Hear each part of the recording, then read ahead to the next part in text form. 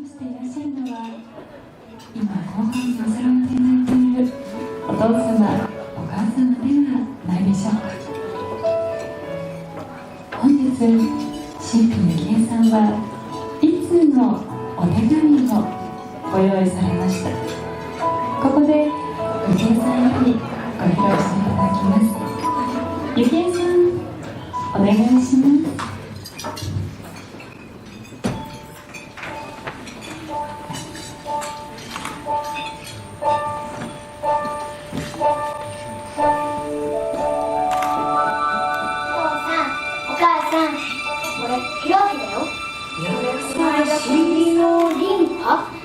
手術しなくちゃいけなくなったんだ。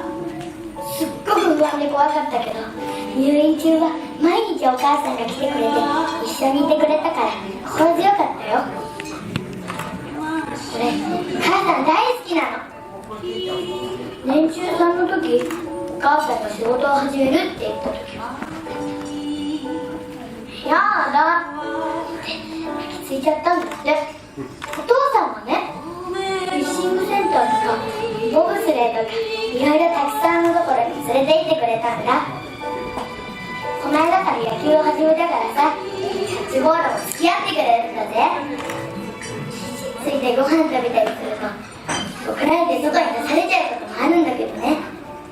覚えてる？お父さん、お母さん。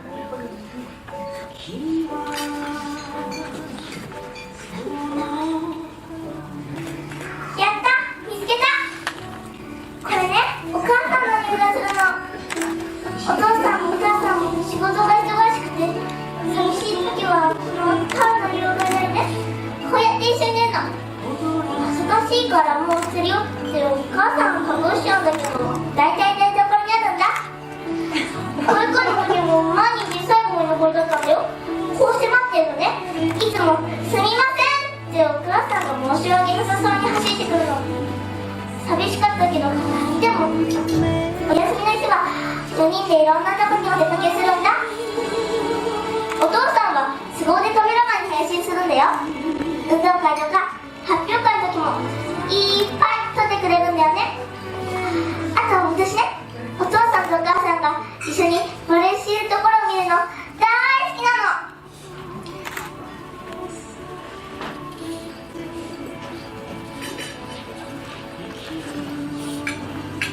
大好きな野球を思う存分思いっきりやらせてもらって、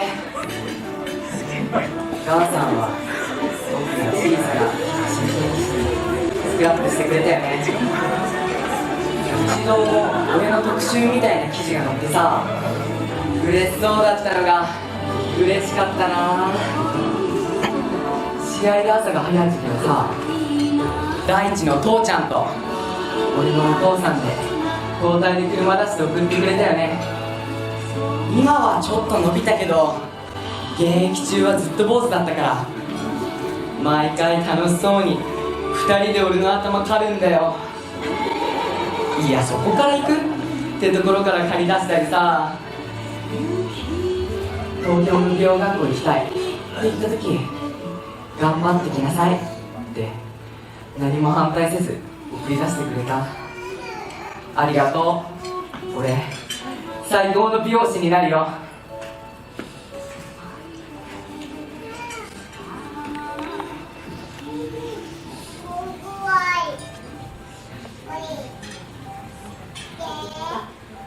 夜リビングで勉強を始めるとさ、必ずお父さんも横で仕事道具広げるの。お父さんの筆圧が強くてね、うるさい、真似しないでって怒っても、よくやったって聞かないからイライラしちゃう。でも途中で寝ちゃうといつも布団かけてくれるんだ。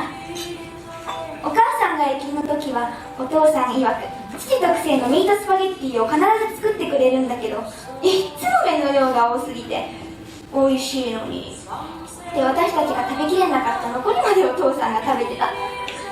お母さんがいればもっと美味しいご飯が食べられたのにが私の口癖だったね。ただ一度お母さんが作ってくれたお弁当が前の日のおでんだったことがあってさ、お父さんが帰ってきて恥ずかしくってこそこそ食べたぞ。で、私もそうだよってみんなで爆笑したんだ。本当楽しかったよね。東京での一人暮らしがスタートすると、お母さんから心配の電話がかかってきたんだけどさ、電話越しの奥からお父さんがちゃんとしろよとかいろいろなことを言ってるのがなんとなく聞こえてくるの。絶対電話は変わってくれないんだけど、帰省するたびに俺の好きな料理を毎日作ってくれるお母さん、いつも風邪すぎてお腹がパンパンになる。おばあちゃんはいつもカレー作ってくれる。美味しいんだ。ただおばあちゃん、カレーで好きなのはお兄ちゃんなんだよね。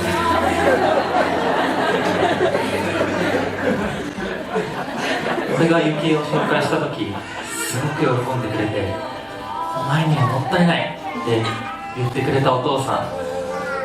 それが髪を切れるようになってからはちょくちょく切ってあげることができるようになってきた。いつかお母さんの髪も俺が切ってあげたいと思ってるから、今度ゆっくり温泉来てね。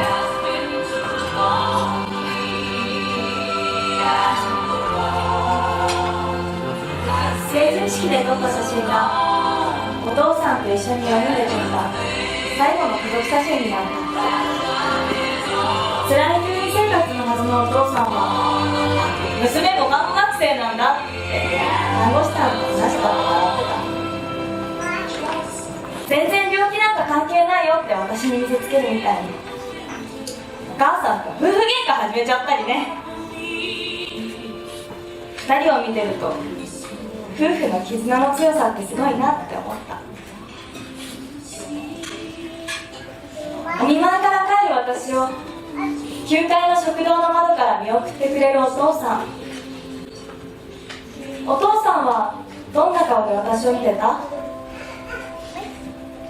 私はいつも涙が止まらなかっ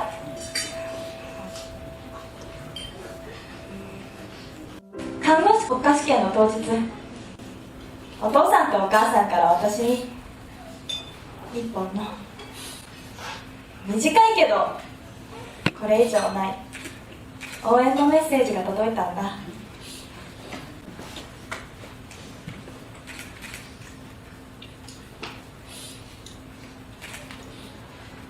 30秒くらいの短い動画だったけど、弱った体で元気を振り絞ってゆきえ頑張れ。ママは私が生まれた日の空はどんな色、パパは私が生まれた日の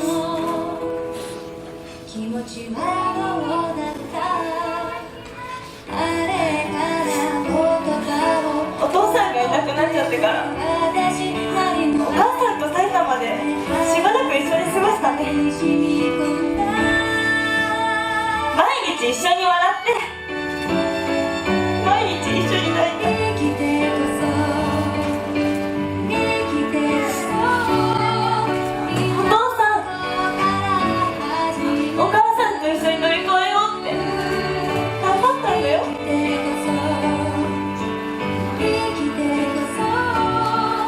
母さん、私の手紙聞いてくれる？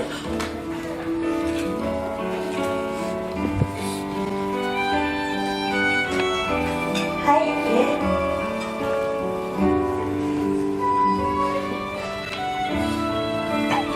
はいゆきえまだ私を初めてはいゆきえありがとう。ママパパは私が生まれた日の嬉しかお母さん、お父さんが亡くなってしまったあの日から今日まで私のことを大切に育ててくれて本当にありがとうございました。お父さんの病気が見つかった時にはすでに末期状態でしたね。私は看護師を目指す立場でありながら励ましの言葉もかけられずにいました。すぐに入院して治療を始めましたが、抗がん剤治療を重ねる中でもう家に帰りたいと言ったお父さん、介護が必要な状態でしたが、お母さんは迷いなく退院の手続きをして自分は休職。2人はずっと一緒にいましたね。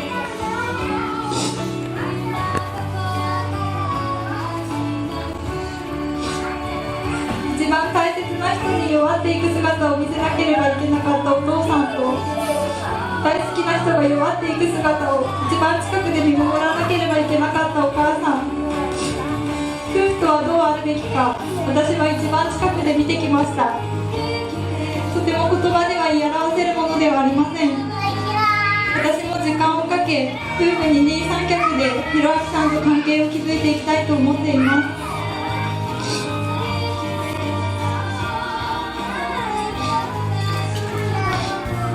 そしてお父さん、今日私はこうしてたくさんの方に見守られて弘明さんと結婚しました。私はとても幸せです。